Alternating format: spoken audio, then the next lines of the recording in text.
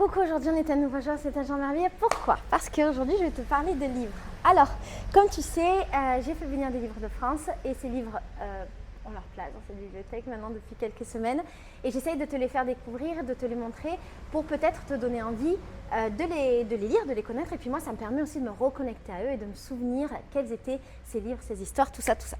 Le premier livre dont je voudrais te parler aujourd'hui s'appelle du Dr Roman Moody et s'appelle Paranormal, enquête de l'au-delà. Alors, j'ai eu une période où je lisais énormément de livres sur la vie après la mort et j'en ai plein qui sont revenus de France et je suis hyper heureuse parce que c'est des livres que j'aime, qui me font du bien, que j'ai envie de lire, de redécouvrir. Et même si je suis un peu moins dans ce délire-là, je suis très heureuse de les avoir. Que dit le livre? Que se passe-t-il après la mort? Atteint d'une maladie non diagnostiquée et en pleine dépression, le docteur Raymond Moody en a eu un premier aperçu lorsqu'il tente de se suicider à l'âge de 47 ans. Ce qu'il entrevoit alors le pousse à s'interroger plus encore sur la fascination sur l'au-delà qui l'anime depuis sa prime enfance. À 23 ans seulement, Roman Moody est le premier à s'engager dans la recherche sur les expériences de mort imminente, un domaine inexploré à cette époque. Recueillant des témoignages et s'essayant des expériences sous hypnose, il s'emploie à examiner la possibilité de vie antérieure et de réincarnation dans le but d'instaurer un dialogue entre les vivants et les morts.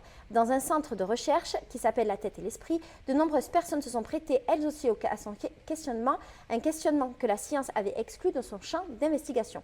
À la fois autobiographique et compte-rendu fidèle d'un cheminement philosophique, spirituel et scientifique, ce livre nous fait, l'air de rien changer de millénaire et nous restitue l'accès à un univers dont l'entrée s'était jusqu'alors dérobée jusqu'à notre quête de savoir.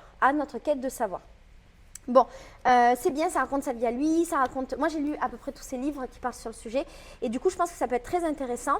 Je ne suis pas sûre que ce soit un livre à lire en premier quand on ne connaît pas les expériences de mort imminente, tout ça, parce qu'à mon avis, comme ça parle de ces anciens livres qui a plein de références, je le vois là en feuilletant, c'est plus un livre pour redécouvrir cet auteur, comprendre son parcours et compagnie. Mais ça reste très intéressant.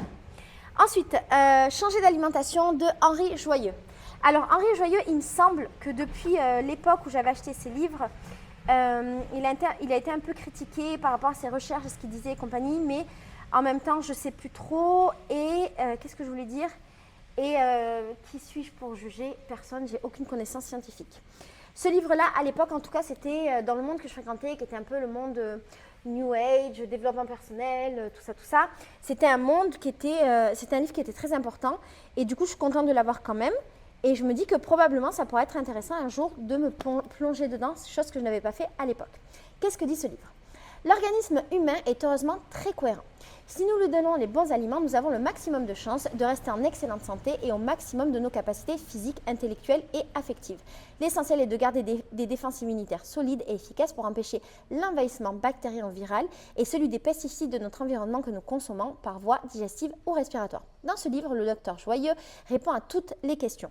Comment l'obésité augmente-t-elle le risque de diabète, de cancer et de maladies auto-immunes? Pourquoi le meilleur mode de cuisson est la vapeur douce et le barbecue vertical? Comment les viandes rouges augmentent-elles le risque et les dérives de cancer au sein du sein et du côlon? Pourquoi les hormones de la pilule et du THC, je ne sais pas ce que c'est, sont-elles également en cause dans l'apparition de cancers hormonaux dépendants, sein, utérus, ovaire? Comment les phytohormones de fruits, légumes, légumineuses protègent-elles des cancers digestifs, mais aussi des cancers hormonaux? Pourquoi la phobie de l'ostéoporose et comment la prévenir sans apport excessif de laitage animaux? Quel est le danger des OGM dans la santé publique? Comment une bonne nutrition peut-elle freiner et stopper les syndromes des maladies auto-immunes comme polyarthrite, sclérodermie, sclérose en plaques et maladie d'Alzheimer. Ce livre accessible à tous avec un index facilitant les recherches. C'est un livre accessible à tous, des conseils pour votre santé à mettre en application sans tarder. Bon voilà, je sais pas, je suis curieuse de feuilleter, je sais pas trop. Donc si vous avez des avis sur la question, je suis très preneuse. Didier Doen, je sais pas quoi, mortel smartphone, nos putains de smartphones valent-ils un tel bain de sang? Alors, je me souviens absolument pas d'avoir acheté ce livre, mais j'ai eu une période où j'ai acheté plein de livres sur la question de la technologie et de ses limites. C'est un petit livre qui a l'air d'être un roman, mais un mini-roman, avec 50 pages. vraiment tout petit, 52 pages. Donc, Sherald, adolescent vivant au Congo, est kidnappé avec ses camarades de classe par les Stones, un gang armé. Il est transformé en esclave et enfermé dans un camp de travail, une mine d'où l'on extrait le coltan, minéraux indispensables pour la fabrication des smartphones. Sa vie devient un enfer. Dans cet univers de combat entre bandes rivales et de torture, Sherald entreprend de s'enfuir vers l'Europe en remontant la filière utilisant le coltan. Ah, ben je sais pas si c'est je sais pas si c'est lui, Didier. Non, je sais pas exactement si c'est une histoire vraie. J'imagine que ça doit être fortement inspiré, c'est pas le cas. Je connais pas cet auteur. Mais ça a l'air vraiment cool et c'est très bien d'avoir accès à ça et aux conséquences de notre consommation à nous. Donc lui, franchement, je suis très contente de l'avoir. Alors, régression dans les vies antérieures, décidément, on parlera beaucoup de vie antérieure. Régression dans les vies antérieures, les usages, les pratiques, Barbara, Coutou, carrière. Je pense qu'aujourd'hui, c'est le genre de livre qui vraiment ne m'intéresserait plus, tous les trucs qui nous expliquent comment faire ce genre de choses, mais pourquoi pas. Alors, pourquoi tant de personnes aujourd'hui en France, mais aussi dans l'Europe ou encore plus aux États-Unis, tentent par diverses techniques de régresser dans leur vie antérieure? Par curiosité, rarement. Pour donner un sens à nos phobies, à nos patients, nous disent les intéressés. Pour guérir d'un mal-être général aux origines non connues, répondent-ils ensuite. L'auteur nous propose une étude ethnologique et sociologique de ce fait social total, l'expérience de régression dans les vies passées réalisée par les mystiques ésotériques. Pour reprendre le terme de la sociologue, est une étape dans un parcours initiatique plus large et plus complexe encore. Ce n'est donc pas seulement le récit des régressions qui sera analysé dans cet ouvrage, mais aussi le parcours de ceux qui expérimentent ce voyage dans d'autres lieux. Ah, mais ça a l'air cool. Non, en fait, je lirai. En fait, c'est cool. C'est pas une méthode pour nanana. Ça parle de qui le fait, comment, pourquoi. Ah, ça a l'air bien. Ça a l'air très, très bien. Je suis contente. Ça a l'air d'être une étude. Ça a été fait par Barbara. Ouais, j'aime bien.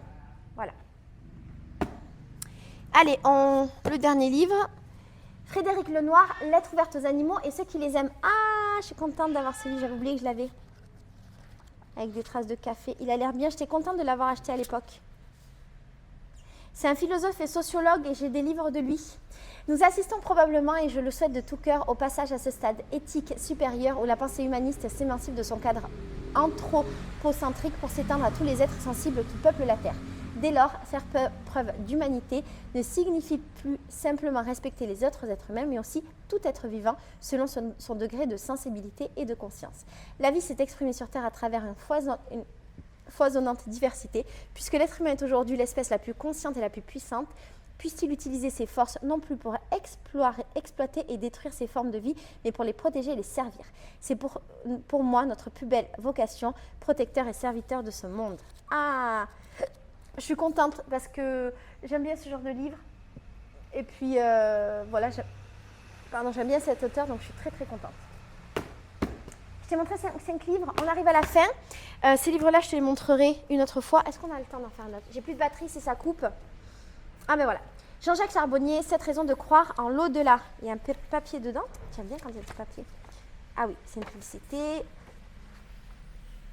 Alors, c'est un livre que j'avais acheté dans une conférence que j'avais été voir de Jean-Charles Charbonnier. C'est un anesthésiste réanimateur qui parle de la vie après la mort et qui parle des expériences de mort imminente. Et en fait, généralement, il parle des témoignages qu'il a reçus. Oh, il y a le ticket. Et j'avais été à Toulouse le 14 mars 2012. C'était il y a 10 ans, les gars. Donc, le livre à offrir aux sceptiques et aux détracteurs. Des études récentes démontrent que croire en l'existence de l'au-delà stimule les défenses immunitaires, améliore le pronostic des maladies liées au stress et augmente l'espérance de vie. C'est un peu ce que je pense. Je pense que d'y croire, ça fait de mal à personne. Ça peut nous rendre plus heureux et nous aider à passer cette vie qui n'est pas si facile. Et si ce n'est pas vrai, ce n'est pas bien grave. Et si nous avions d'ores et déjà en notre possession suffisamment d'éléments rationnels et scientifiques pour pouvoir prétendre que l'au-delà existe? Et si ces preuves étaient au nombre de 7, cet phénomène déroutant est difficilement contestable. Et si après la lecture de cet ouvrage, vous n'étiez plus tout à fait comme avant? C'est le pari ambitieux que fait l'auteur en exposant de façon claire les 7 bonnes raisons de croire en l'au-delà. Son texte, qui fait voler en éclats tous les arguments classique des sceptiques et des détracteurs, sera sans doute d'un puissant réconfort pour celles et ceux qui sont dans la douleur du deuil ou angoissés par la mort. Le livre essentiel, concis et percutant, qui pourrait radicalement changer votre regard sur la vie et la mort. Voilà. Bon, c'est un délire. Moi, j'avoue, je l'ai eu pendant très longtemps. J'ai lu tous les livres à ce sujet. J'ai été aux conférences et tout. Et c'est un délire que j'aime bien. Donc, si jamais c'est un délire que t'aimes, bah, c'est bien fini pour cette vidéo. Je te fais des gros bisous et je te dis à bientôt. Si tu connais ces livres, tu me le dis dans la barre d'infos. Si je te donne envie de les lire, dis-le moi aussi et reviens pour me dire ce que tu en as pensé. Ciao.